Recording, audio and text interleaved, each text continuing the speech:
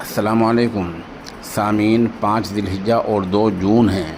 ख़बर का उन्वान है, मुस्लिम ट्रेनर न रखने की सलाह देने वाला सब इंस्पेक्टर लाइन अटैच हो गया है। मामला मध्य प्रदेश की राजधानी भोपाल का है, जहां एक जिम चलाने वाले को मुस्लिम ट्रेनर न रखने की सलाह देने वाले सब इंस्पेक्टर को लाइन अटैच कर दिया गया है। यहाँ जिम में मुस्लिम ट्रेनर है, वहाँ सब इंस्पेक्टर दिनेश शर्मा पहुँचे और जाकर सलाह दी कि यहाँ कोई मुसलमान ना ट्रेनिंग देगा और ना ट्रेनिंग लेगा। सब इंस्पेक्टर ये सलाह मोबाइल में कैद हो गई है। वीडियो वायरल हुआ। वीडियो वायरल होने पर आला अफसरान ने सब इंस्पेक्टर को लाइन अटैच कर दिया है। ये मामला भोपाल के अयोध्या नगर का है। वीडियो 3-4 दिन पहले बताई जा रही है।